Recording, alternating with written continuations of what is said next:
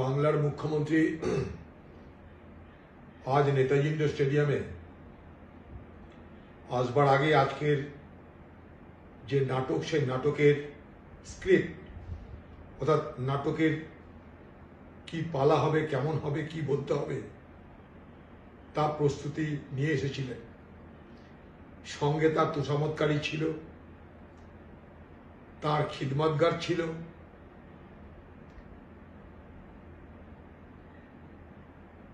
নাটকের নাম দেওয়া যেতে পারে চোরের মায়ের বড় গলা। বাংলার শিক্ষক শিক্ষিকাদের সঙ্গে যারা আজকে চাকরি খুইয়ে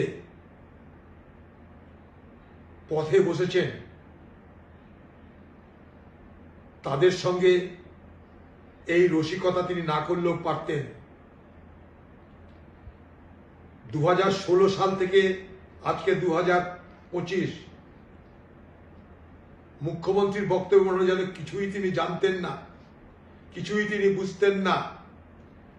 শিক্ষক শিক্ষিকারা কেঁদে কেঁদে বেরিয়েছে, তার কাছে কোনো খবর ছিল না। আজ তিনি সেই সমস্ত হতাশাগ্রস্ত সর্বশান্ত শিক্ষক কুলকে যখন প্রতিশ্রুতি দেওয়ার কথা ছিল, যেটা আশা করেছিল তার কাছে, তিনি তাদেরকে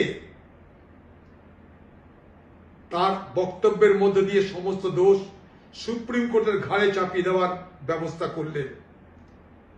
তার দলে কিছু কাকতালুয়া উকিল আছে, তার দলে কিছু চোর কনভার্ট হয়ে বিপ্লবী হয়েছে, তার দলে হরেক রকমের বড় বড় কীর্তিমানরা আছে। তিনি তাদেরকে দিয়ে ভূমিকা তৈরি করে তার কোনো অপরাধ নেই, তার কোনো ভুল নেই, সব সুপ্রিম কোর্টের ঘাড়ে চাপানোর ব্যবস্থা করলেন। সুপ্রিম কোর্ট যদি বলে দিতে পারে কে